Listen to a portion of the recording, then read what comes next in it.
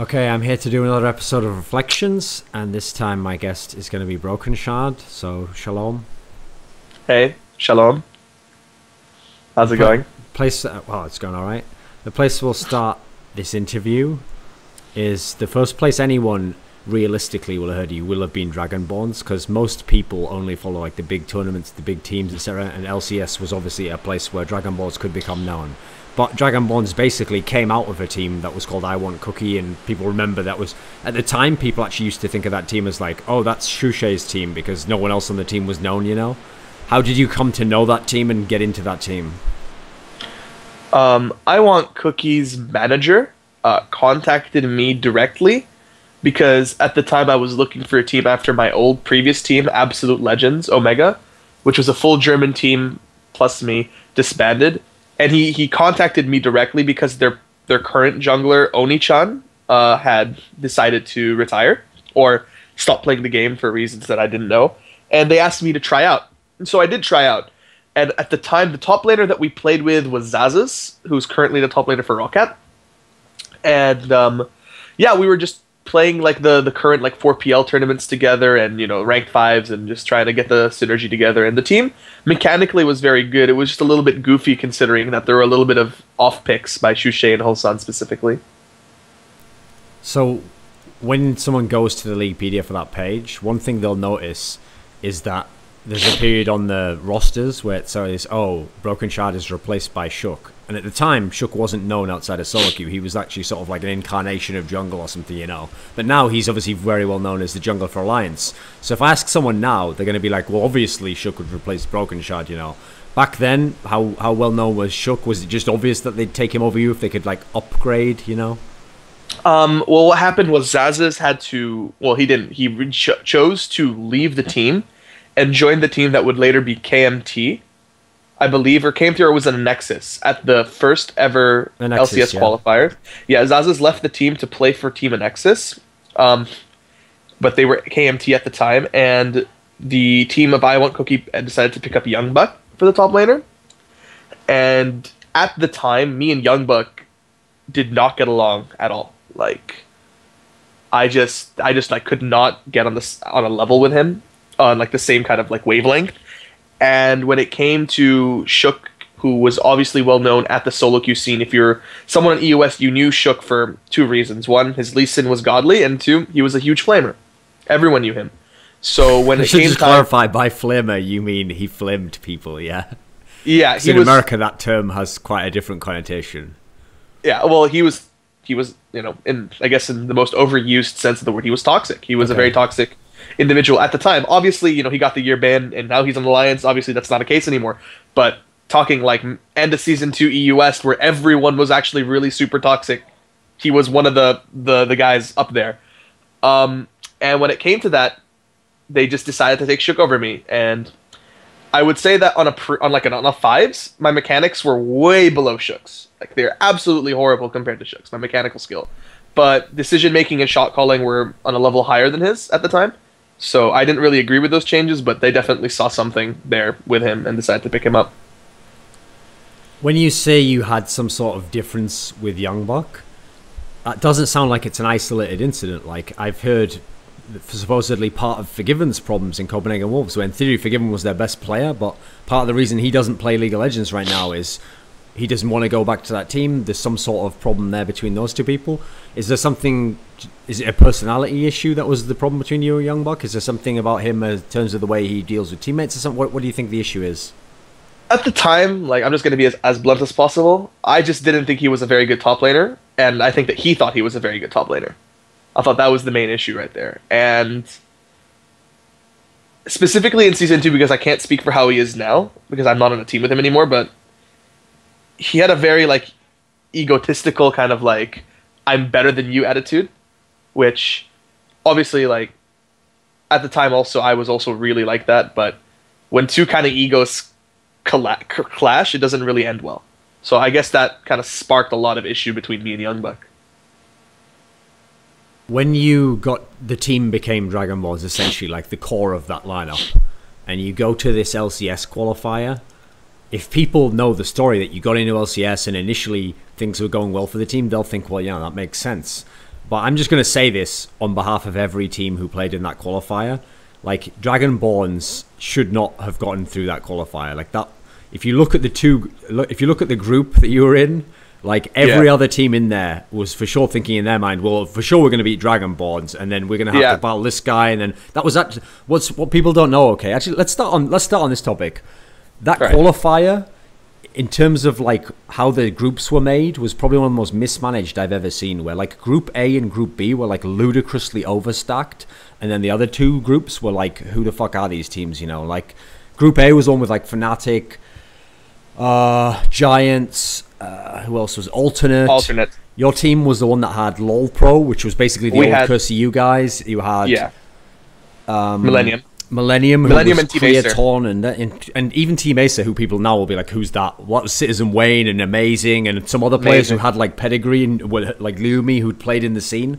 So in this group, come on, your team shouldn't have gotten out of that group, right?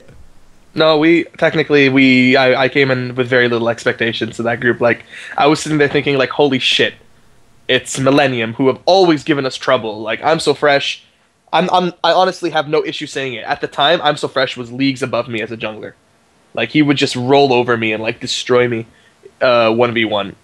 And Balluno was a better jungler than me on LoL Pro. And then Amazing, who was actually like one of my rivals, I felt was on equal terms with me. But that stack, like, I was like, holy shit, how are we getting out of this group? I honestly thought that we were just going to drop like 0-2 in that group stage. So how did you get out of that group? Momentum. Everyone at the time, everyone's story wasn't like, actually everyone's story wasn't DragonBorns are awesome. Their story was like, wow, I guess Millennium are just chokers, and what happened to LoL Pro, and like everyone thought of it from that side, right? Yeah.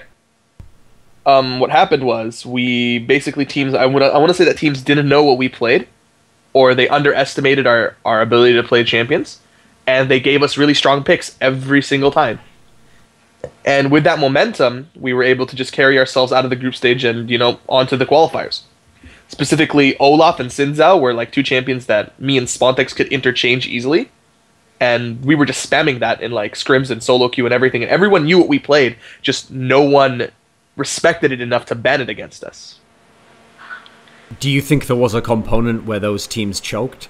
I mean, when I see a lineup like Millennium's had, that seemed like at least to get out of that fucking group, it should have been a shoe-in to come like first place potentially, Oh, they did come out of the group first place. Sure, but I mean, like, they don't look like they're a team who can lose in a qualifier like that. So no. That was a huge upset. Yeah, losing to Copenhagen Wolves with Coutard was a huge upset for Millennium. When you look I mean, there was a lot of internal conflict on that team, specifically between Anguish and Heidel. If you don't remember the story, like Heidel at the time was just like going off on Anguish for just not playing well. Right, one sec. I thought you were going to continue saying something there. Okay. Well, there's not really much to say. Pretty much that was the internal conflict. Like Heidel shit talk Anguish during games at the time and put Anguish on, I guess, the rest of the team on tilt. What do you think on... Okay, the way I set that premise up there, like those... If we were actually to do seeding, me and you would go back in time and we do seeding for that event, and we go, here's team 1, 2, 3, 4, and then we sort them into groups based on seeds. You and I, no matter what, even if we disagreed on what the team should be 7th and should be 8th, there's no way we would disagree on who should be like in the top 4 and then who should be in the bottom 4 and stuff like this, right? So as a result, you and I would never end up with groups like that, right? No, probably not. Probably not. No, I don't think that it would be very difficult to see who were the top 4 and who were the bottom 4 teams in that tournament. What do you think that format had anything to do with why some of those teams didn't get in? I mean, listen, admittedly, some of them obviously didn't play that well, and they obviously maybe shouldn't have gotten through. But do you think the format of the initial qualifier was flawed in some sense? No, I actually don't think it was flawed. I thought the format was actually quite good. I don't think that the seeding was any reason that teams didn't go in. I think that teams just played horribly in that tournament in particular. Like, in any sense of the game, like, how did Copenhagen Wolves beat Millennium? Like, that doesn't make sense. That shouldn't have happened. They 2-0'd them. Specifically, also, there was one thing that was a huge issue, is that one team didn't actually make it to the tournament, which kind of threw some of the groups. Yeah, in Group D, Team Solo Mebdi was a team that was stacked with, like, good players. and they didn't come. If they had made it, it would have thrown everything off balance. I don't think that Triple A would have made it out of the group, and Team Solo Empty would have been in LCS, I think. If they had made it to that qualifier without any issues from Riot's end, with the whole toxic thing, they would have made it to LCS. Easily. And who was in that lineup? Yamato Cannon, We Will Failer, Darkwind Jax, Wizik X, also known as Incarnation, and El Muppo. So that's like the most toxic team ever, yeah? I guess you could say that, yeah. Okay, so once you get into the... Okay, actually, one last question about that qualifier. Do you think when we say that, okay, the team's underperformed some of the favorites or some of the teams who expected to be very skilled teams, do you think it was something about the fact that it was LCS? Like, so much rode on that one... What best of one you played and then a best of three, and does this play a factor, do you think? Because the thing is, some of these teams had gone to LANs before, and it's not like Millennium have never played a LAN before. It's not like they've never done well at a LAN before, you know? Like, here's the thing. I definitely think that the teams that underperformed were the teams with the most to lose. Like, they're the teams that have to put everything on the line to make LCS, whereas the newcomers, like, you know, I guess Copenhagen Wolves weren't really expecting very much. They came in low expectations, and they had everything to gain but almost nothing to lose, right? But the other teams probably may have been pressured by the orgs or pressured by their teammates or by themselves to try to play well, and then they just choked and tilted. I think that like the what's the word? Like the whole grand thing of LCS kind of got to some people's heads who may have not been used to like being so much on the line, because yeah, they've been to LANs, but when you really think about it, only Fnatic, or I guess even Fnatic, maybe even not even Alternate at the time, just Fnatic are the ones that really had to deal with like super high stake LAN events and such. In the actual season, people would see, okay, you qualified with the team, you'd played with the team before in its previous incarnation when it was the I Want Cookie. Then suddenly Maluno gets brought in and he's the jungler, and obviously he had pedigree at the time. Again, it's a name at the time that it's understandable why they want to pick him up. Now you had your own issue going off on the side that we won't necessarily discuss, but if you could have been the starting jungler for DragonBorns, I mean, would it really have been any different as a season? Our play style for DragonBorns was, let's go in and pray to God that it works, right? And we kind of like to throw people off with our unique picks, but at the time, if you had asked me this question a year and a half ago, if I had been on the starting lineup, would things have changed? I would have said yes. Maybe it's because of pride, maybe because of, I don't know, some sort of weird belief that I could have changed something that honestly wasn't meant to be. But besides the fact that the team wasn't exactly the greatest of players, I mean, I definitely thought Spontex was a fantastic top laner. I thought he was great, and benching him was a huge mistake. I thought that Hosan on several champions could carry games, but I honestly don't think that me being on the starting lineup would have changed anything. The team was going on a downward spiral. Okay, but Brokenshard, when you were just doing your little rundown of the team there, you gave him great props to Spontex, who people won't even remember now. Hosan actually did have some hype at the time. People said he's pretty good. But you know every fan in the universe secretly believes that Shushei is one of the all-time great players. And, you know, he was like they were just waiting for him to come back to the glory days of Fnatic and do all the stuff he used to do. So it was Shushei's team, right? Where's all the credits for Shushei here? I'm about to get Shushei was terrible. Yeah, right? Shushei wasn't that great of a mid laner. So I mean, was he like some integral part of the team though? Did the team have to work around him? Did he have a captain's voice in the team? What was it like? It honestly felt like DragonBorns was Shushei. It was just him. Like he was like the owner of DragonBorns. Obviously, that wasn't the case, but that's how it felt. You know? Like, by any sense of the form, I brought in fucking Extinkt to the team. You know Extinkt. Everyone fucking knows Extinkt. If a mid laner on your team is underperforming and you have fucking Extinkt on the bench, why aren't you putting him on the main roster? Extinkt would have carried in LCS. He was so good. You see what I'm talking about? I don't know. It's a very complex situation, and DragonBorns was a huge mess. Like, management-wise, it was a horrible like mess. Shushei, I don't think, held up to par with the other mid laners on LCS. Do you have a theory, since you played with him, as like how would you evaluate his skills? Obviously, at one point in time, in a very different Shushei meta, was admittedly. good. He was a top player, yeah. He was one of the best in Fnatic. That's where this fame comes from. But unfortunately, people carried that forwards and kept thinking it could be the case later. So what was the difference between before and that point in time when he's not as good anymore, when he's in Dragon People Ball? got smarter. People as a whole just played smarter and got smarter. Because the way that Shushei plays, he plays a very aggressive, all-in play style, which a lot of people, like, you know, teams were not used to. They couldn't necessarily deal with someone just running at you, like, going ham.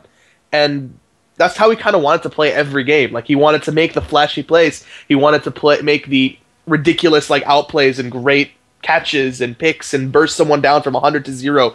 Hell, he fucking built Sword of the Occult or Medjai's almost every game that we played, like in scrims or something, or in ranked 5s. Like, I'm not even joking. He does like these snowball builds. He just never struck me as like a conservative player, and it was very difficult, especially because I was the main shot caller on the team, to try to push people to just play. You know what, guys? Come on, let's play smart. We don't have to tower dive their Nexus. Like, we have a 10k gold lead. We don't have to do that. That's, I think, one of the main issues. When people see that you had extinkt on the bench, one of the biggest okay, that's an exaggeration. It's not one of the biggest, but a critique I've always had of LCS is that the format of listing substitutes was always really misleading in most teams. Like, most teams, what happened was the sub was only officially listed in the off chance that, like, Soaz gets his leg chopped off with a chainsaw 2 days before the event and you literally have to bring the guy in. Most of those people will never be subbed. Like, think what a sub is used for in sports. You sub him into games, he gets to play. Subs never actually played in LCS except in a scenario like I just described there. Like, this guy cannot play. And not only that, most subs never even played with the team. It was never even an eventuality they'd play. In fact, most of them were players who weren't in LCS, and so there was no reason not to be a sub if a team offered you the spot, but you knew you were never going to get in a team, and you just listed yourself. Now, I get the sense from what you're saying here that actually a sub like extinkt wanted to be on the team. Maybe you wanted him to be on the team. He could have been a starting member of the team, but for some reason he couldn't because it's Shushei's team, right? What do you think on this topic? That's actually something that I really, really wanted to touch on a little bit about the way the subs use in LCS. People are going at it all wrong. That's like the wrong way to use a sub. You pull in a sub to put pressure on the main lineup to succeed. That's how people in Korea do it, and it's working out great for them. That's the reasons I brought in Yamato Cannon, who was an LCS caliber top laner and AD carry. He could have played both the roles at a LCS level. And I put an extinkt who could do AD top and mid at a LCS level.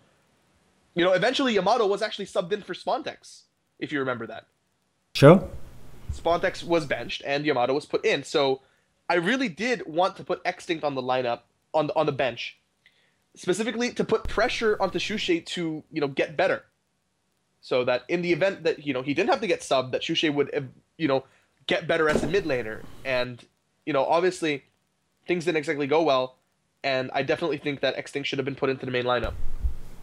Right, when you described there, like, it's fucking extinkt, man. Nowadays, people won't know who extinkt is, except maybe they saw him play top lane for Nip, so they're thinking of a very different player, okay? What was extinkt back then like? He was a god. He was a massive pressure playmaker. Like, just disgustingly strong player. Think, like, Season 2, think Curse EU, think the fucking AP mid Lulu with Deathfire's Grasp would just run at you and one-shot you. That's extinkt. Extinkt was a massive just force, and he was one of the main reasons that Curse EU won so many of their games.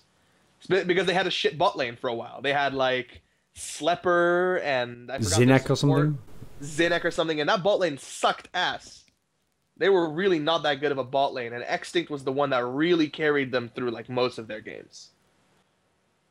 So another player you had on the bench as a sub is this young man. He was from Germany. No one really knew him. He was called Dexter. I don't think he went on to do much in his career, so it's probably all right that he was on the bench. Like, why could he also never get into the lineup, you know? Because at the time, it's true, at the time, Maluna was a much bigger name. But if you look at it now, people will say, well, come on, how can you not have Dexter on? Next season, he becomes one of the best junglers, and, you know, where's Maluna now? Well, the thing about Dexter was we were having issues with Maluna attitude-wise. And by that time, I was my presence, or I guess my interaction with the team was already starting to get very, very low. Like, I was like stopping interaction with the team, and I suggested, me and the coach at the time, who was Leduc, who's currently the coach for Copenhagen Wolves, suggested Dexter to be used as a jungler for the 2 weeks. It would be Lille and a standard week of LCS. and newcomer, first time in LCS, obviously didn't really go that well because they ended up bringing Maluno back 2 weeks later. But I don't know. I had known Dexter from his old team. Dexter is actually evil with like Kikis and Moops, and they were actually he was actually a pretty solid solo queue jungler and I guess a challenger jungler. So I was actually expecting him to do quite well in the LCS. So in this time period, like I mentioned before, you didn't actually play during the split. The team played. Early on, they had a couple of results which might have lured people into thinking they were going to be good, but actually, in the end of the split, they'd won 6 games total. So, in history, probably the worst team in the history of European LCS. Because even the MYM that had the bad result, they at least had a while where they were near the top of the league and all that sort of thing, you know? Would you acknowledge they were one of the worst? DragonBorns was one of the worst LCS teams ever, right? Probably, yeah. And why was that? One of the worst EU LCS teams. I wanna chalk it up to just a lot of the management problems. Like I was at the gaming house for 2 weeks and nothing was ready. Like no one had their computers. We had to borrow laptops from Fnatic because we were kind of sponsored by the same one, by the same org, like MSI. We had to borrow a laptop from Fnatic just so people could play. Like do you understand like how ridiculous that is?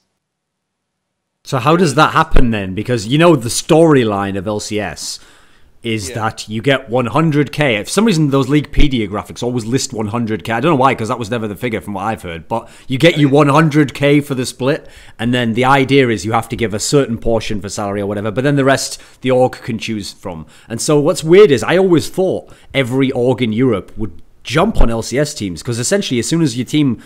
You have to gamble very little to put them in the qualifier. Maybe you do now with the modern challenger circuit, but back then you just had to get them to that one qualifier. If they get in, you essentially get given all the money you need for the team and more money. Actually, so you'd think that pays for the tickets, so the org is essentially paying anything. So it's just like, here, use our name for the qualifier, get in, we get rich. So that's the weird thing. You'd think everyone would want a little ticket in that lottery, right? Every European team. And think of how many European esports teams there were. But instead, what you got was the best orgs that had their teams already. They all got them. Fnatic, SK, all, etc. But then you actually got all these weird small orgs like DragonBorns, like... MYM weren't very big at the time when they had their team. Velocity obviously were complete nobodies and they had a team. And then Copenhagen Wolves. And then people wonder why these small teams who have never had a big esports side are the ones that are running into these problems if they can't pay the team or they don't have the proper facilities for people or Lemondogs, etc. How could this happen from what you saw on the inside? How could a team that's getting given over 100 grand perhaps not have like proper housing or computers or practice facilities? How can these things not happen? I think it's just org incompetency, right? Because if you go to a smaller org, they're going to be the ones that are less experienced, and I guess what the mindset is for people who go to small orgs is that they don't really know how to deal with like a big esports team, so they're going to like probably let the players run a lot of the stuff, right? I think that's one of the main reasons. But I guess trustworthiness, like you'd expect them to like not screw you over or. I honestly don't know. Like, it wouldn't make sense to me. Like, if it was me and I was like an LCS team with a brand new team, I would go to like a really well-known organization and say, "Hey, we're an LCS. Come sponsor us." Obviously, like, honestly, I didn't want to be with DragonBorns was we made LCS, but it was like a team that Shushei built or an organization per se that they built with, I guess, Steel Series and Xnode as a sponsor in the beginning. So, I'm honestly unsure why teams aren't jumping on the ability to get to like this bigger organization rather than stick for like the small ones that have very little experience. Well, you also have to understand that I didn't really have much experience in because my 2 LCS orgs, one of them was DragonBorns, was complete shit. The other was Complexity, who, you know, everyone knows Complexity, and they were very, very ready to make something happen. And, you know, they've always obviously had the experience. So I've only got to see the extremes of both ends. So DragonBorns after that split went forwards and then in the promotion tournament narrowly lost to MYM. Like it was a 3-2 and MYM then went on to become the next worst team in the history of LCS. Do you like the format of the promotion series and how the challenger system works in LCS? Did you see how close MYM were to losing that best of 5? Sure. That was pretty comical to me how it was so close between the two teams when everyone was kind of expecting MYM to stomp. That particular qualifier was not good because it was seeded kind of randomly, obviously. But MYM, with all sense of the saying, we're the best challenger team coming into that tournament. I think even better than SNS, who obviously went on to be the first place team, but at the time they were the best challenger team.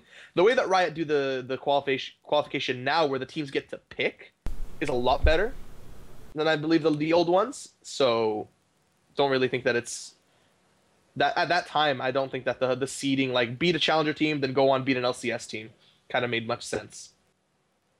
So if you were playing this role in DragonBorns of like potentially recruiting subs, or obviously it turns out you couldn't like remove Shushei from the lineup, etc., but you were having some sort of a management role there in that sense, and you're obviously someone from your history in the scene where you know the other players who are at that, but the ones who aren't in the star teams, you know like who's in that pool, like Shulk and these sorts of players. Yeah. Explain this to me. I've never heard a good explanation as to how it's possible that the lineup of Lemondogs, which if you think of the lineup of Lemondogs now, every single player in that lineup was at some point top 2 in his position in Europe, if not now is top 2 in the position in Europe. Like, how could that lineup completely exist outside of the LCS system and nobody's trying to recruit any of those players? So no one in Europe wants Nukeduck, no one wants Zoro to just carry the top lane. What was going on in this world where they could all just exist outside? Zoro was kind of unknown as an unknown like Danish talent. He was a disgustingly good top laner on on specifically Zed. He played a crap load of Zed back when you would like max E top lane, do red pot all in like level 2. That was like Zoro. He would carry games with his Zed. Honestly, like I'm not sure why no one jumped on the Nukeduck train. That kid was one of the best mid laners in EU coming into the LCS split. But not many people had very much respect for him before he made LCS. I think I think like at the time EU didn't really want to like delve into like the new like fresh upcoming talent. I also think Nukeduck might not have been 17 before that split. They were all like very young players. Okay, that could be true for Nukeduck actually. I think you might be right there. Yeah. Okay, so I have a question along those lines then. It feels like EU has the same bias that NA has, and it still exists today actually, which is that if you're really, really good in solo queue, then anyone who's a pro player who you might be better than goes, yeah, but that's solo queue means nothing to me. Like, that means nothing if you're number 1 in solo queue. And it's not until you join LCS and beat that guy that he'll then be like, oh, I always knew he was really good. It's like you have to. It's like the catch-22 scenario of like, you can't get this job until you have experience. But how do I get experience? Yeah, you have to have had a job first. Like that's like what it's like to get into LCS, right? Yeah, basically, that's kind of how it is. That's like, no one's going to respect you until you put up decent results in LCS. Because, like, yeah, okay, I made LCS, and then you're like the worst team in LCS. Like, yeah, that was the worst team in LCS. That was the worst jungler on the worst team of LCS. It's kind of like a double-edged sword in the sense that no one's going to take you seriously until you post results in LCS. But even if you're a star solo queue player, people are going to be like, oh, that's only solo queue. Solo queue's bullshit. In Korea, it's not bullshit. In Korea, people take solo queue incredibly seriously. Teams get picked up off the basis that they do well in solo queue. Why can't EU be like that? I mean, isn't that true though? Like, it feels like people deny that any of the just only solo queue players can be that good. Even if they say they have skills, they say like, we don't know if it'd work in a team or whatever. But these players have been out there, and I think almost every single split you get at least 1 or 2 players who not only come into LCS who were only solo queue players, they become like a star in LCS. They become like one of the absolute best players. So is there more talent out there right now, you think? Right now in EU, yeah, I could definitely see that there's a lot more talent, LCS caliber talent. Just people haven't really looked deep into it because they just don't appreciate like what good mechanical skill partnered with a team that can actually direct a team, like a player. Like good shot caller, you can have a good shot caller and then pull in 2 mechanical players. And if those 2 players listen to the shot caller, and the shot caller actually knows what he's saying and he controls those 2 mechanical players, they could be one of the best teams in like the region. But no one's really willing to do that. That's the problem. That's kind of like how Spontex was. Like Spontex, like no one knew who he was. He was like a sort of one-trick pony, but he picked up champions very quickly. He was mechanically very good, and if you directed him and told him what to do, like shot calling and like told him like, okay, rotate now, push your lane, come down, like microed him, then he became a fantastic player. Okay, usually in these interviews I'm pretty chronological, but I'm just going to jump out of the chronology for a second since you're in the European scene right now, in the challenger scene. I'm just going to ask this. So back then, we can see there's a disconnect between LCS teams and who they recruit and who potentially actually are the best new players that everyone should be wanting to be compete for, you know. Like, if anyone wants a mid laner, obviously Nukeduck was the person they should have picked up, you know. In that world, okay, maybe I can grant that the LCS teams just didn't understand how this new system would work. In the modern day, does it work now? Like, for example, are all the best top solo queue talents in challenger teams investing that 3 to 6 months to get into LCS, or are there really amazing talents who just that in itself is a hurdle? The idea that you have to commit to a challenger team, you have to play all those months, you have to hope that you get in, you know. I guess I think you could take a look at NIP. I think all their players are in challenger right now, and H2K, all their players are in challenger right now. Yeah. I think most of Gamers 2 are in challenger right now. I know that two or three members of my team are in challenger right now. So, I mean, if you take a look at it, like the top 4 challenger teams in EU, most of their players are already in challenger. If the LCS really wanted to pick up talent, like our AD carrier is underperforming, who do we pick up? Hjarnan, Freeze, Yuki, Heidel, all very solid AD carriers. We need a mid laner, who do we pick up? Fucking Exile, Power of Evil. These guys have been going pretty unnoticed for a long time. They're fantastic players. We need a jungler. Trashy is like the best jungler in challenger, and he is in challenger. Like, if there's no, the people who say that there's no talent, I don't know where they're looking, because if you take a look at the top 4 challenger teams in EU, I mean, we have the talent. Just no one's willing to invest into it. I think the main issue. Like, the teams have to invest with themselves. Like, Alex Ich moved from Gambit to play in the challenger scene. Now he's playing top lane, and he's, I guess, arguably on the top 2 challenger team in EU, along with other players who are easily LCS caliber players. So the saying that there's no talent in challenger is really, like, not correct at all. Okay, so staying in challenger, but moving back in time again to just after DragonBorns. Okay. We're at this period of time where you then played in the challenger scene. You played for TCM, yes. And in this period of time, even though that was like the beginning of the amateur side of challenger scene, it was actually quite a vibrant scene. Like, there's a lot of players who were in the top teams then, Copenhagen Wolves, TCM, Pulse, these teams who actually later on would go on to be an LCS level. So you were playing against people like Shook, you were playing people like Reckless, obviously, was out there. A lot of talented players potentially in some of these top teams. People like Mythi and all the rest of them were out there. Freeze.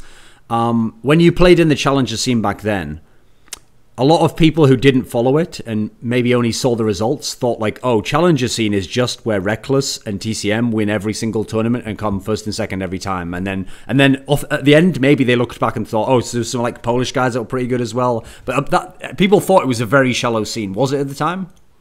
At the time, yeah, I would say it was a very shallow scene, because the first incarnation of TCM Gaming, the one that I joined, was a full French lineup. It had Migsa, Nanook, Zoller, and Geo on the lineup, and the only other like really solid challenger team at the time would have been like Meet Your Makers, and I guess Alternate. And then everything else was kind of like easily, like, you could take games off them. Like SNS, by no shape or form, were like a very dominant challenger team. They were like quite good, like good enough obviously to beat AAA, but they weren't like that amazing. The challenger, like the scene was very like shallow. I guess I would have to agree with you on that, because there were a lot of good players. They were just spread out onto so many different teams, and instead of like a good solid like 4 teams, they were spread out over like 8 or 9 semi-decent like average teams. So in this scene of the amateur scene back then, let me think. Oh, one of the questions I had, actually, since we referred to Extinkt before, he then played in this team which is almost like a mythical team now. This one where it was Heimerdinger's Colossi, and obviously it had some old school players that were good and some players who went on to be very good. So people want to believe like that was like a what if team. Like, what if that team had stayed together? What if they'd gone to the LCS qualifier? Were they overhyped? Was any of it justified? They were not overhyped. It was completely justified. Like, what would have happened if they'd have gone to LCS? If they had gone to qualifiers, they would have made LCS. Whether or not they would have been a top team, I would not sure, because that depends on like work ethic, on adaptability. But I could foresee them easily sweeping an LCS team at the time and making LCS. When had this period when you'd be in the amateur scene then, and like I said, a lot of these other players who were also placing highly then went on to either be in LCS next season or qualify with teams in LCS the season after that, the split rather after that. You then took some sort of weird like change of direction and somehow got into call, and then got got a chance to try and qualify there. Like, from your side, you've kind of presented it like you took some kind of like leap of faith and you like tried to do, like, how much of it was like, how did you actually get into that team? Did you somehow work your way into the team? Did you know someone who asked you to join the team? How did it work in that sense? I had been like sort of helping that team out, like coaching wise, during my Dragonborn days. So I kind of remained in contact with them throughout most of the time. And when they picked up Arthlon, they kind of solidified their lineup. While I was in a particular, coaching like session with them, like talking to them, because I didn't really have much to do at the time. I didn't really have a team to work with. They were having a lot of issues with Heaventime, and Heaventime was pretty much ready to step down and like stop playing for the team. I don't really want to go into too much detail over like what happened there. Like, I don't want to like throw anyone under the bus, but it just like the team atmosphere was very bad. Like, it wasn't that good at all. And pretty much, I don't remember who it was, but someone in our Skype call when I was there suggested that I jungle for a tournament. I honestly wouldn't be able to tell you who it was because I don't remember. Someone suggested I jungle for one of the tournaments, one of the NACL games, and 240 ping Lee Sin against Napkins in Disguise, and we end up winning that game. After that game, it was kind of like, yo, do you want to like join our team? And I had, honestly, that would have been like, go to the United States, play on an NA team. Some people might think that was ridiculous, like join a challenger team, but I was thinking, yeah, let's do this. Like, I definitely think that we could have made LCS, and obviously we did somewhere down the line, but that was like this kind of how it happened. Like, it was just at the right place at the right time, I guess, and things just worked out. Right, when you go onto that team, and at the time it was like to be determined, it was determined gaming, it wasn't complexity, like the name at the time, even though we were going to become it. You had like Westrice as a name that people know from the past. When you get into the actual promotion tournament and you get drawn against EG, now people will see the result now and they'll think, oh well, that's obvious. EG had like pedigreed players, and that some of those players used to be some of the best in the world and all this sort of thing. At the time, every behind the scenes team was like, oh, by the way, we all destroy EG in practice. EG is terrible. They won't make it. That should have been like the dream draw. If you look at all the other teams there, all the other teams in there who were the LCS ones would have been harder than EG before, right? Yeah. Everyone expected us to beat EG. We expected to beat EG. Honestly, we choked super hard at that event. Like, it was like, think of all like the chokes like everyone's ever made at any LAN, put them together, and that would still not be as much as how hard we choked at that best of 3. Was one of the worst best of fives that I've ever played. We choked so hard. We were just mentally unprepared for that. Does the fact that we should have beaten EG, but we just could not focus or play well or just do anything. From the other side of it, should we draw from the fact that they beat you guys there, and then they had a bad split, and then next split somehow they qualified again in the promotion tour? Do you think there was something like, did Snoopy, Crepo, and Yellow Pete, even if they weren't as good as players anymore, did they have some sort of quality of like knowing how to play in big games and how to come through in the clutch and all that? Do you think that plays some sort of role in it? Oh yeah, absolutely. They have loads of experience behind them playing long, drawn-out games. I mean, this is CLGEU we're talking about. Average game time of like 3 days and 3 hours. Like, let's be real here. They know what it's like to be in these high-pressure situations, and they know that a best of 5 is not a sprint, it's a grind. And even if they lose the first game or the second game, that they know that eventually they're going to like find that secret weapon against them and then start pulling that out consistently. Because they're a team... The way that I saw EG was that they were a team that weren't like solid enough to make top 4 in LCS, but they were still better than any challenger team that came up. We would have lost if we played EG. I think Cole would have lost if we had to play EG in the qualifiers. When you don't make it in, and not only that, you lose 3-0, and the experiment has failed. So why don't you just go, okay, you know what, that didn't work out. I'm not going to wait and hope this thing doesn't happen again when I just got like potentially my best chance to get in. Why didn't you think to yourself at the time, this lineup can't work, it's not good enough, it's not as good as I thought it was, go back to Europe, go back to Israel, go wherever and do something else? Why stick it out with this team? I actually declined an offer from an EU challenger team right before the qualifier to against EG, because I had already decided in my head that if we failed the qualifier, that I would want to stay in the team and attempt, because I was enjoying myself very much in the NA scene. I was like, beyond all sense, like I was having fun. Like for the first time in a long time, League of Legends was fun, and I don't know how really to explain it. I just enjoyed the guys. I enjoyed like the team atmosphere, and I kind of clicked in my head that yeah, if all goes to shit, like I want to keep playing. So I mean, losing 3-0-3 to EG was kind of like devastating to me, but it was definitely like something that I've already like predetermined and decided from the beginning. So the next split, once you've played the Challenger series and you get to the promotion part, obviously because of how the Challenger split part had gone for you, you're the team who has to play the best of all the teams in the promotion series this time, and that's Coast. And if we remember, everyone can laugh at Coast now, but the Coast was the team that had players on that we've now seen go into Dignitas and be all-star level players, and they were a team who sometimes could take games off the bigger teams in LCS. In theory, this team should definitely beat Cole, right? Yeah. So why didn't they? Everyone expected them to beat us. I mean, there were just... I think that team came into that game ready to lose. I think that's just how it was. Like, it was pretty apparent after the games, like when I had talked to some of the players, that they were just like not there to win. They didn't really have a drive to win the games. Like Shifter uncharacteristically played like dog shit. Zion Spartan played really well. Their bot lane got destroyed by my bot lane all games. And I guess me and Nintendude sort of went even, and then I kind of had a huge advantage over him in games 2 and 4, but in game 1 it was like relatively even. So, I mean, that team was just not mentally prepared in that best of 5 at all. Okay, Brokenshard, we've just, earlier on when we were talking about DragonBorns, we were very open and honest about Shushei, where his career was at that point in time, where he'd been in the past. I have an idea where you can probably see where we're going, yeah. So there's a young man called Westrice who once upon a time was one of the best players in North America at his position. Now he's qualified for LCS. Oh, I guess he's back. Westrice is back. He's on top again.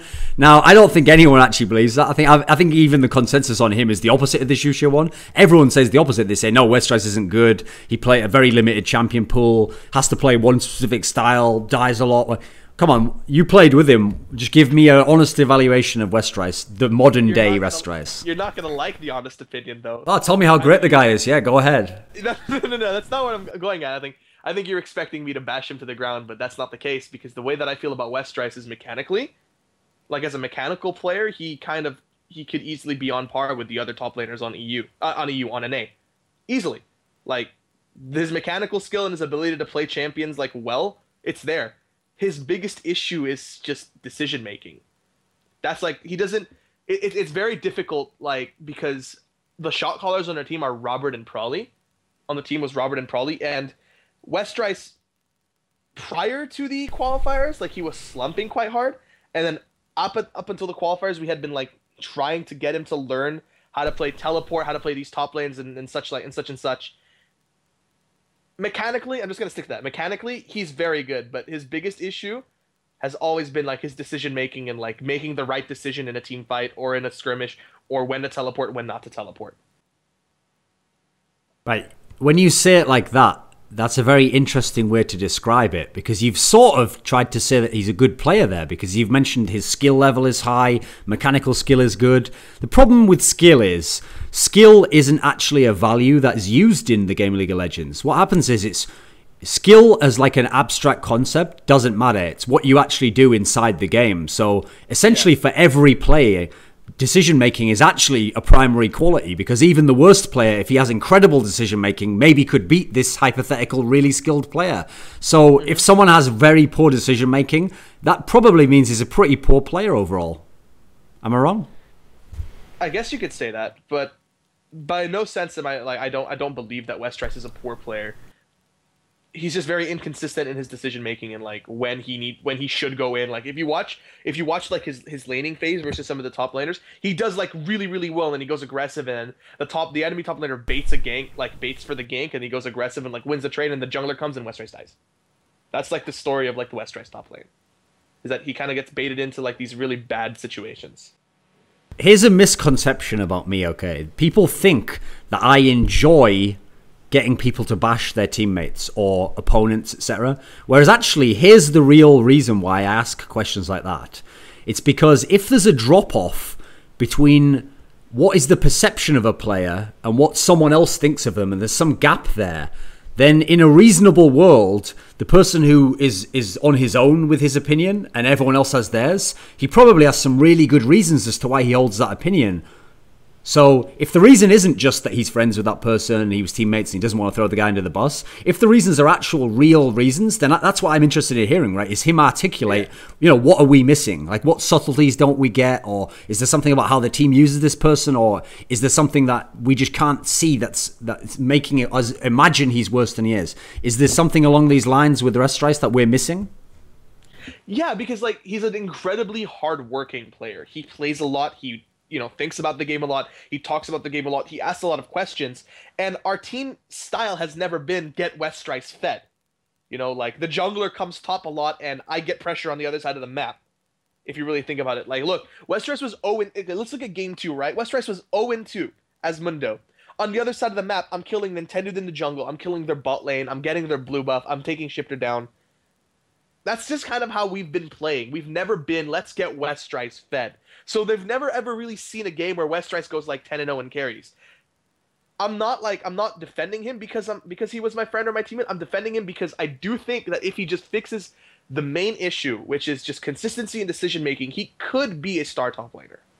Out of the LCS top laners this split, right now, which ones is Westrice better than? Let's see who are the top laners right now. We've got Ackerman, Balls, Dyrus, Ackerman, Balls, Seraph, Zion Spartan. Zion Spartan. Then we got Inox. Quas. On a good day, I think Westrice could be better than Quas and Inox and Seraph, in a sense. But it's just again consistency in like the way that the top lane is played. The top laners right now in NA are actually quite good when you really think about it. They're actually quite strong. But when you really think about it, a lot of the teams, they put a lot of focus on their top laners, whereas we do the opposite. So it kind of looks like there's a huge disparity.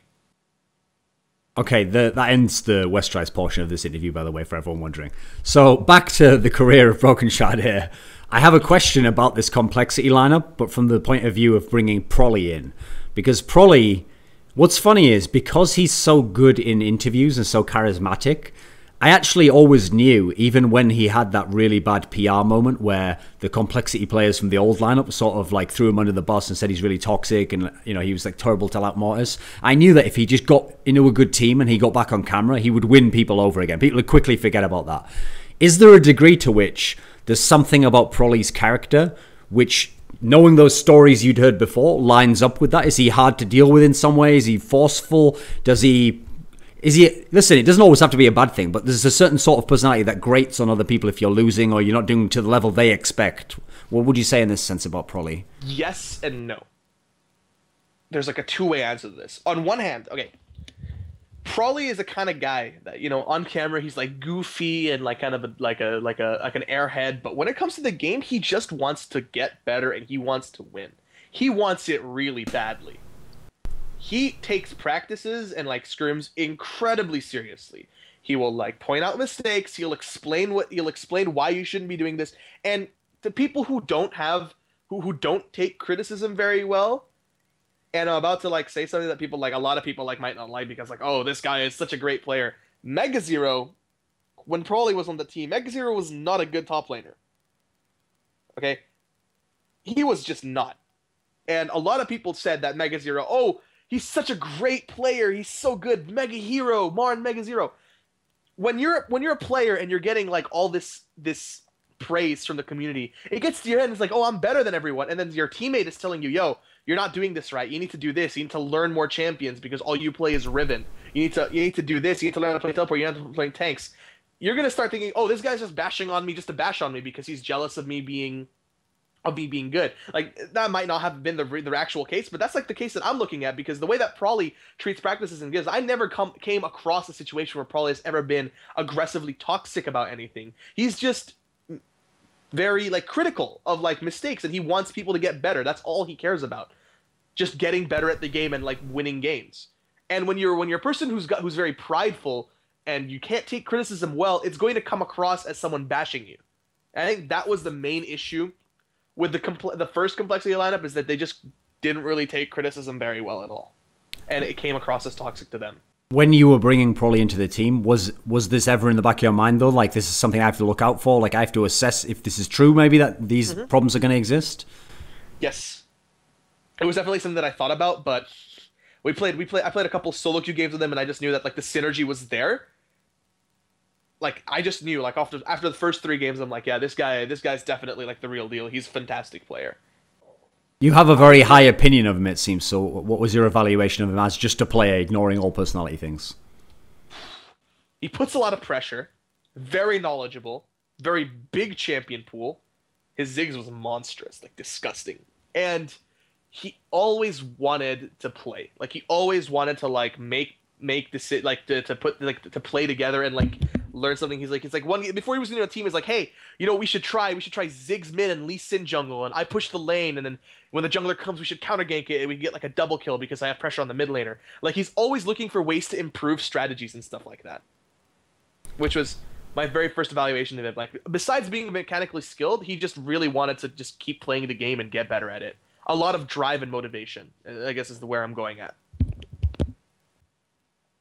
Where does he rank amongst the mid players in NA? Because in theory, it's quite a stacked role right now, Oh, it's definitely stacked. I honestly couldn't make like an actual ranking, because, I mean, when you really think about it, he's outlaned Shifter like on numerous occasions. Probably never really loses lane on his own. There's always got to be a situation where someone else like across the map gets like pulled out, and then he has to follow, and then he gets caught like in that rotation or in the bad team fight. But on his own, I've never actually ever really seen Prawley lose mid lane. When this scenario happened with the visa problem and you can't play for the team and you essentially have to leave Cole, that storyline there, if Cole does badly at the end of the split, okay, maybe people will blame it on that in some sense. Up until that point, complexity was pretty terrible in LCS this split. Am I wrong? Even with me on the team. Am I wrong? No, I don't think you're wrong. I mean, listen, I don't say it as like a diss. I mean, like I said before, in a sane world, people expected Coast, the best team of those LCS teams in the promotion, to win that series, and so as a result, it's like when Super Hot Crew did bad last split. Okay, Super Hot Crew twice over probably shouldn't have been in LCS, so it's not a diss to say they weren't very good. They actually weren't at the level where people thought they should be in the league at the time. So was there anything, being realistic here, not just giving me some hypothetical, was there anything that was like the fault of the players or the approach in terms of some of those results? The first week we came into the LCS split, I guess that I want to chalk up the very first game versus Dignitas to just nerves and not playing particularly well. And then after that, it was just like misplays across the board. And I wouldn't say it was anything on the players, but I'm not sure. Like, by all means, I don't think that we Complexity should be a last place team. I definitely think that we could easily be a top, like, past the very bottom 3. We never really got to play with our full lineup for more than 4 games. Like, we played 4 games with our full lineup, we lost 3 games, and we beat Cloud9. Like, how the fuck did that happen, right? And then after that, everything kind of went downhill. We played with ManCloud. That kind of went, like, he was not saying ManCloud was bad. ManCloud is actually a very good mid laner, and it went pretty well with the team. And then, obviously, I had to leave, and then they had to play with Kez, and, they beat Curse with Kez, which is pretty good. And they beat Dig with Kez, which is also pretty good, but I'm not sure, like, we were practicing well, we were like trying really hard, we were trying to point out our mistakes and such, but I definitely felt that in the very first week the motivation was not very high at all. And then pulling in ManCloud, it was also not that high. Like, the drive to actually try to win games, if that makes sense to you. When the visa situation happened, I saw your appearance on Unfiltered, where I'll be blunt. You were like overly political whenever people asked you about the Riot aspect of the visa situation. Like you were very clear that you didn't want to put any blame on Riot's fault, and you know maybe this is just the fault of the way things are. The way it was presented when we first heard this story, which actually went beyond esports, you know, I believe it was reported in other press publications, like, you know, gamers are now athletes and they'll be able to get visas easier. It was put in such terms as if, like, celebrate everyone, because now players will be recognized the same way as, for example, say, like, the NHL brought in some guy from Russia who's going to come and join a top NHL team. Well, here's the problem with that scenario, is that if that's true, well, okay, think about when David Beckham came to America to become a player in Major League Soccer. I'm pretty sure there was a 0.0000% chance he was ever going to get denied that visa, because, quite clearly, it would be provable that he's a real athlete coming to play for a team in America, and that would like the guy who's stamping that would look at it and go, there we go, stamp, that's through. So in this world, that's what it sounded like had happened with League players, right? It sounded that's what I thought. Yeah, it sounds like, listen, now all that happens is someone who gets that form sees it and goes, oh, well, you know, we've been told that these players are playing in a real league and this is a real athlete, so obviously I'm going to sign it, because it's not even like a debate. It's not some guy from like Somalia trying to trick his way in the country. It's a real guy just coming for a job. So that isn't obviously what's happened, is it? It doesn't seem like that much has changed since before that announcement. Am I wrong? I guess you could say that's correct, yeah. Like, not much has changed. Like, I was expecting it to be the very easy process, like, oh, guy plays League of Legends for Riot and the LCS, you know, professional athlete, go on ahead. That's kind of how I expected things to go out, and obviously that's not the case. The visa got sent back. They needed more evidence. You know, evidence is the reason that the visa got sent back and delayed all this time. Is there some weird behind-the-scenes type of thing, like something extra that could have been done, or something that was misunderstood, or was it just one of these cases? Because the problem with that sort of a scenario, right, is it seems open and shut, like it should be obvious that the person should be allowed in. So what's weird is when I found out this is happening in America, it's actually quite a disconcerting sign for America as a country, because that almost sounds like countries like Russia, where you hear these weird stories about how visas can almost be like a gamble, like 5 players from one team apply for one and then 4 of them get it and one doesn't, but there's no real logic as to why the one didn't, and then someone else applies and he gets one and he gets to be the sub. Like, it seems in all countries as though it's like a nightmare of bureaucracy, and it's almost random as to whether you get them or not. Was there something that you can look back now and go, we could have changed that and this would all be fixed? No. The lawyer asked for the necessary information, you know, sign the right papers, fill it out, sent it to them. We did everything. Like, we did everything that the lawyer told us to do, and he told us, all right, 2 weeks, we'll get an answer from the USCIS. I think we did everything perfectly. If there was something we did wrong, I wouldn't know of it, because I pretty much just did everything that the guy told me to. So after this problem happens, again, with the scenario with Determined Gaming, what makes you think, like, I'll keep going with League, I'll try again, I'll have to, like, I'm obviously not going to get anyone LCS teams, I'm going to have to drop down again to challenge them, I have to find a team, hope I can make them good, hope that they can get into the, you know, a lot, basically get in that scenario again where, like, 5 things have to happen right in a row as opposed to just one, which is get an offer. Why not just say, okay, you know, I had a good run, maybe that's it for Pro League now. Why keep going? I just don't feel like I'm done playing yet. Like, I think that I have a lot more to offer to the scene as a player, and that I can still, like, make LCS again. It's kind of a pride thing, I guess, more than anything, because I've been dropped twice. I'm like, really not, I just really feel like I could do it again. Like, I want to do it again. I have a lot of motivation and drive to do it, and it's like just something that I really need to do for myself. Just give it one more shot. Maybe this could be my last shot, actually, I think. My last chance to get into LCS. If I don't make it now, I don't know what I'll be doing after. When you said this comment earlier on in the interview, like, if you just take a good shot caller and you put a couple of mechanical players there, you know, like, I can't remember what you said, like, you could win or something, or you could be really good. I get the sense that you think of yourself as like, okay, maybe skill-wise I'm not that good, but I have some sort of edge on people in terms of, like, my approach to the game or how I think about it, and I can translate that to my teams. Like, if I join a team, it doesn't matter if they could have got, like, a mechanically better jungler. Like, I can be the difference maker that can make the team better. Am I characterizing how you see yourself here? No, actually, because I feel that my mechanical skill as a whole got a lot better during my time in North America and my practice regiment. So I do bring a lot more to the team than just, like, good game knowledge and experience. I have quite solid mechanics on, like, in multiple junglers right now. But I definitely think that my team isn't very experienced in the sense. Like we have a lot of players who've been playing around solo queue, but not so much LAN. That I think that if things go well and like we play games properly and we actually try hard in scrims and we learn from our mistakes, that we could make something happen. That I definitely think that I have an edge over a lot of the junglers and teams right now. It's because the way that I see EU Challenger is there's a lot of mechanically good players with very little knowledge on how to play the game.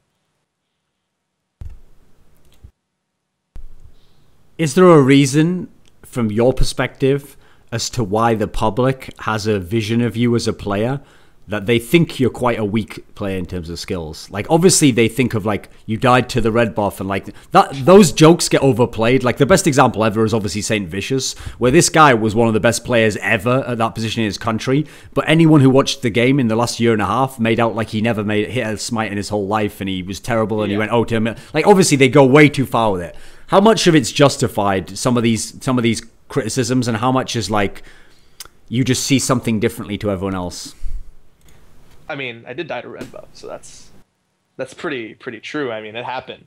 There's no denying that it happened. I mean, it did happen, but you know, I don't really pay attention to the criticism because Reddit kind of sucks. Like, you don't really listen to it because it's just a hive mind that no one makes sense. People think I'm a weak player. Well, you know, that's fine. They can think what they want, but results speak for themselves. I made LCS twice. You know, I quite frankly did very well in the promotion tournament. I felt that I played quite well in that tournament, and I'm just going to let those results speak for it and just focus on my game and not what other people tell me. Like, I don't listen to how other people say, like people on Reddit, they don't really matter. Like, if they say mean things, it doesn't really mean much to me. It's the only people I care about, like, to judge me for how I play are my teammates and myself. That's, like, the only real judges on how I play the game. Okay, I have a theory as to part of why that whole thing's been exaggerated so much. There's some truth to it, I think. Like, I think your sense of how good you are is probably better than what other people would agree on. But even so, a lot of that actually applies to most pro players, by the way. I'll just tell everyone who's in the audience now. Like, the guy who we all think is like the fourth best top laner at a position, probably in his mind thinks like, oh, if only this X and Y happened, I'd be the best, you know? So that's not a failing in and of itself. Well, I don't think I'm the best jungler in any region. I just think that I can easily make LCS. Okay. Like, I could be an LCS jungler, and I have the skill to be one. That's all I'm really saying. Okay, but I think part of what's created the environment where if you made a glaring error like dying to the red buff, people would go crazy with it, is that, I'll just say it like this, I think that some of the public think you're annoying. And the reason why they think you're annoying is because you did all those AMAs, and it just you just came off like, okay. And listen, I'm going to ask you this as like an open question here, not judgmental in any way. I get the sense from your interviews and the way you post and doing all the AMAs, like you want to be famous in a way, or you feel like that would be an enjoyable aspect of being a pro. Like, if I'm a pro, then that should be something that can come along with it. I'm going to embrace that side. Like, you want that, right? Absolutely. Like, who doesn't want it, right? Like, I'm not saying that, you know, people who like, everyone's a little bit of an attention, like, craves like a little bit of attention in some sense. But when it comes to like League, it's like the one game, like the one thing that I could say that like, oh, I'm really good at this game, and like I could be like quite a famous player. But not in the sense that that's like the only thing I care about. I want to play the game to play the game, and like at the time that was really important to me. Like back then. Now what's important to me is just playing the game as well as I can while still maintaining some kind of like communication with the community, because a fan base is good for, like, you know, marketing. And the way that I see it, League of Legends, like any other professional sport, is a business. So I want to treat it like a business and look to sort of like make the Brokenshard name like some sort of brand. So like when pro gaming does actually stop and I do something else in League, that there's some other like type of career option for me. I mean, it's clearly the case that this side of it, no matter even if there are some people annoyed, it's clearly worked for you. Because first of all, in terms of your actual accomplishments, you're much more well known than other players who have exactly identical level of accomplishments, okay? So that's worked, that's a positive. And secondly, when you've had these problems in the past in other teams, you've actually taken the chance of like join another challenger team, try and work your way up. Like some of the people we've mentioned in this interview, like Maluno, Extinkt, these sorts of people, some of these people at one time were fantastic players at their position, and they either just let one circumstance end their whole career, or they just didn't have some sort of drive to like, I want to get back and listen, I'll go through whatever it takes to get back into a top team again, right? There's actually not that, it's quite rare that people are willing to go through these things. Thoughts? I guess I really want it more than they do. I'm not really sure how to say because I don't like things like, oh, I have the drive, I have the motivation. I mean, I just got handed a shit sandwich and joined another challenger team. I just really want LCS again. That's all that really matters to me is I just want to compete. I want to play. I want to play League of Legends at a high level. That's like the one thing that I want more than almost anything right now. Since you joined this team now, SK Prime, the strange thing about that lineup is it actually had quite a lot of hype when it was first formed as SK Prime, because as a Challenger team, it had been doing pretty decently before that, and that was the beginning of Challenger anyway. But what I remember about that Challenger series, that split of Challenger, was that it quickly became like NIP and Cloud9, and then everyone else was like, who cares? It's only about NIP and Cloud9. Like, no one else cared about those other teams. And so, unfortunately, that means SK Prime sort of, that hype has kind of like flared out a bit before you've joined now. Like, how did you actually see their team before? Is that close to the money at all? I didn't really know so much about them, I'm not going to lie. I watched a little bit of their games at DreamHack and their performance there, and in the group stage they did quite well, and then they kind of like dropped against Reason Gaming like into a best of 3. I think they lost 2-0 to Reason Gaming, and I didn't really know much about them or like had very high expectations about like the way they played until I actually played with them. Like when they asked me to sub in for the TSM tournament that was going on, and I played a couple of rank 5s, and then I just saw that, you know, like a lot of these players are really good. Like they're quite good players. Like individually, the mid laner, what the Fox, is a fantastic mid laner.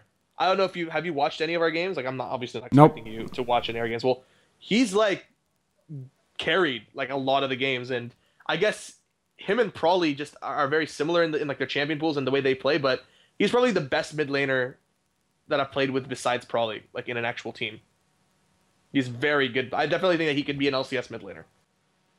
Because obviously something that another potential flaw on the outside is that when people looked at the SK Prime team, they would have said, okay, this Exiler guy is one of the best players on their team, and now he's gone, and now you've got a brand new player, someone who doesn't even have a League PD entry, which, by the way, anyone who doesn't have a League PD entry, that's usually like a bad sign. That means you either came straight from solo queue, or you just never played in a tournament ever, basically. So, was that a concern at all? Nope. Not really. Because I knew that EU solo queue, high elo solo queue, had ridiculous like mechanical players. The only issue with that is that you have to kind of groom them, I guess is the right word to say. You have to groom them for competitive gaming. And even though I've never heard of these players before, after playing with them, like you're never going to have a good judgment of a person by watching them. You actually need to play a couple of games with them, kind of understand their mindset. And the mindset of the players, like they had a good understanding of how to play League of Legends. And when they actually did listen to me making like calls and stuff, we were taking games off teams that previously they weren't beating. And we were like, you know, consistently like one-sidedly beating teams in rank 5s or in these in these TSM tournaments and such like that. And so far it's going actually really well. If Incarnation was unbanned at the end of this split, oh man, what would happen, Brokenshard? Oh, please don't ask me this question. Oh my goodness. I mean, you're the guy who knows, right? You know people from solo queue. You know what happens. I get the feeling you have a ridiculous opinion. Like you think this dude's going to be like up there with Froggen, and he's going to be rinsing everyone out. And you know, I know you want to say it. So just go ahead and tell me. Incarnation is probably the best laning mid laner in EU and NA combined. I'll just say that right off the bat. The best laning mid laner, as in he will always get an advantage in lane over other mid laners. Including Froggen? Including Froggen. And that's it. That's all we're going to say. And a lot of the thing is that people don't know Jensen that well. They only know him for just like, oh, he's that one guy who's really good at the game, but he's such a dick. He's coaching SK, like, and look at where SK are right now. SK, like, in the last split, they got first. The way that he approaches the game and the way that he motivates himself to get better, because I don't know if you've seen the guy. He's, like, not a very tall guy. He's not a very, like, he's kind of skinny, kind of lanky, like a Danish kid. The guy motivates himself so hard Not only like through like physically working out, like he works out a lot just so he can get like a body that he wants. That's something completely different. But he has a lot of motivation and drive, and coupled that with the way he approaches the game and like the way that he wants to get better. All that together, coupled with good mechanical skill and like just raw talent, puts him at a level above a lot of all the other mid laners right now. I mean, I wouldn't say right now because I haven't seen him, but when I'd known Incarnation, like the way that, and if like linearly it's still going the way that it was going back when I knew him, he should theoretically be the best mid laner in EU and NA.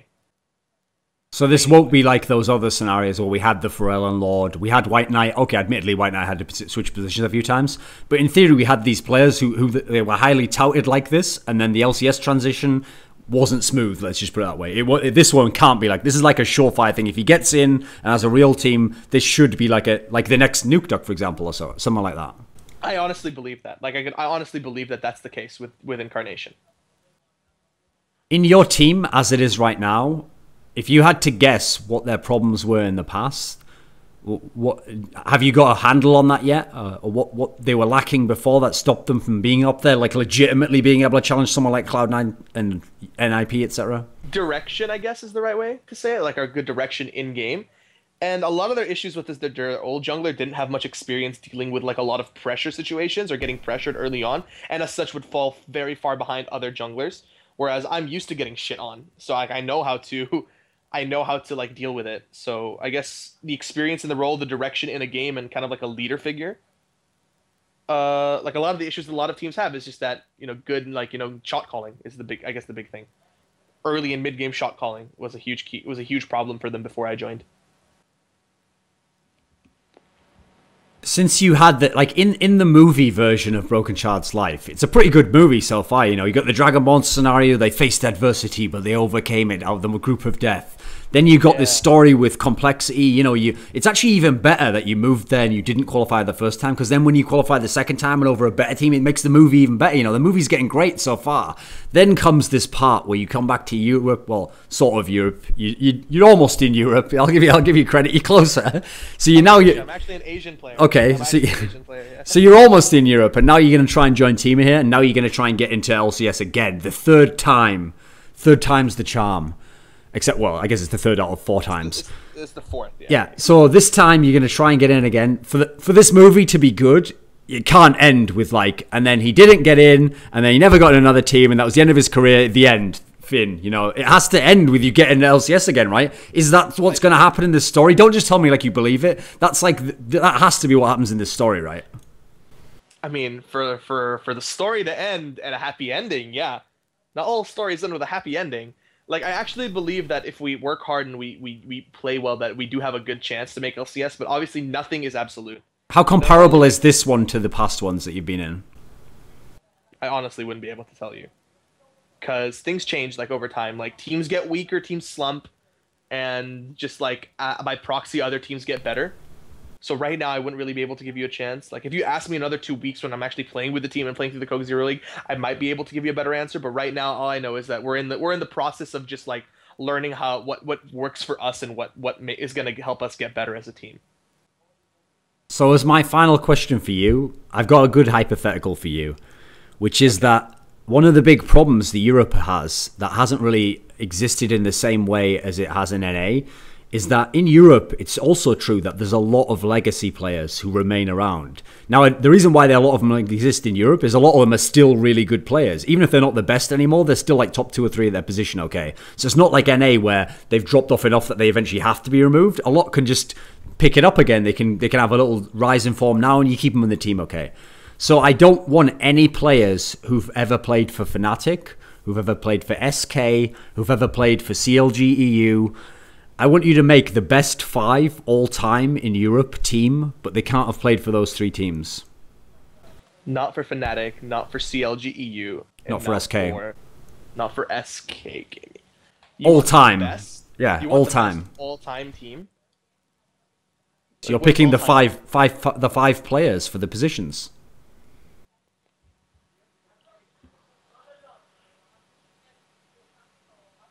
Can I pick these players at the very peak of their career? Yeah, that's the whole point. You can just the best ever. But can the players' peaks be at different times? Yeah, sure. Okay. Nukeduck on mid lane. Does Alliance count? So wait, oh no, wait a second. I should also put Gambit in there, I guess, as well. So I'll have Gambit as the fourth team. Yeah. I wasn't gonna okay. use someone from Gambit anyway. No, you can have someone from Alliance. Alliance Sure, go for it. Yeah. This is actually quite hard. Like when you really think about it, it's actually quite a difficult question. Okay, I want to put Dota Pro as AD carry. This is Creaton. Creaton. Yeah. At his peak, Creaton was a fantastic, phenomenal, disgustingly good AD carry. I'll put him on the AD carry role. On support, fuck, this is actually quite tough, right? I wanted to use N-rated, but he plays for both SK and Fnatic right now. Yep. Give me a sec. This is actually a really, really good question. I like this, but it's gonna take me a second to think about the. All right, for top lane, I would use Zoro. For the jungler, not Diamond. Oh. Fuck. For the jungler, if not on those 4 teams, I would put Dexter at his peak. Dexter at like the peak of his career, because he was an EU player. And for support,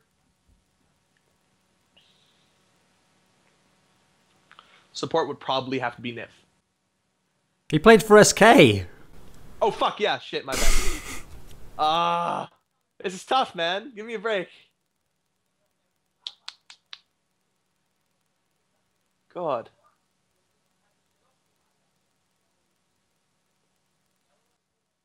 I mean, who have we got at support? We've got Mithy. Yeah, we got Mithy. Who else? Who else is in the category? Oh, I forgot about Mithy for a second there. Let me think about that. Mithy. We got okay. So we got Mithy. We got. I guess Megson. No. We have Vander, who actually played pretty well, but I don't know. Not super all time. I would actually, yeah, I would put Mithy. Okay. Mithy would be that one. So 4 of Lemondogs and Creaton. Yeah. Okay. Fair enough. Right. Do you have any final words? Someone you want to thank?